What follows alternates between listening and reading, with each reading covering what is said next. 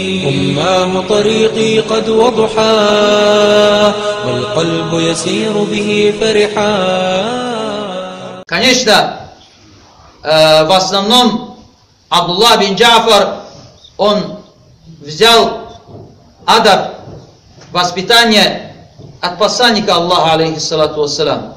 Он же всегда находился рядом с посланником Аллаха, алейхиссалату вассалам, учился у него адабу, знаниям и так далее. Но и после посланника Аллаха, алейхиссалату вассалам, немало вложений сделал в воспитании Абдуллах бин Джафара и али асхаб, рады Аллаху анху, его дядя.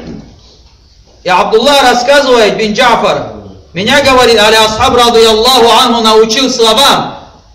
И он, говорит, сказал, что эти слова он услышал от посланника Аллаха, алейхиссалату вассалам. Что посланник Аллаха, алейхиссалату вассалам, сказал: «Ман калахунна фи маради маутихи адхалаху Аллаху аль-джанна». Тот человек, который скажет эти слова, эти калима во время смертной болезни, этого человека Всевышний Аллах ведет в рай.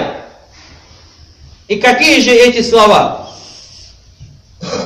И нам тоже стоит научиться этим словам. Раз посланник Аллаха, алейхиссалату вассалам, сказал, что если человек при смертной болезни будет читать эти калима, что этого человека Всевышний Аллах ведет в рай. Каждый из нас хочет зайти в рай.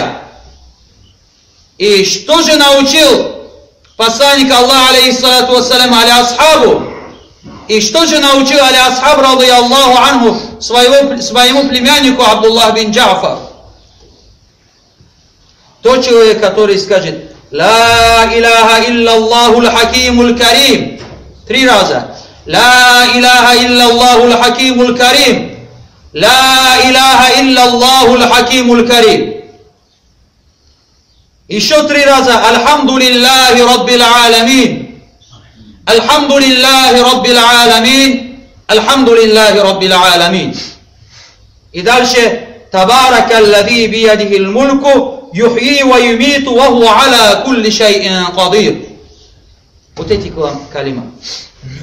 На самом деле же это не трудно. Это не трудно выучить. И если мы будем повторять и читать эти калима во время смертной болезни, как посланник Аллаха, алейхиссалату вассалам, в хадисе сказал, Всевышний Аллах ведет нас в рай.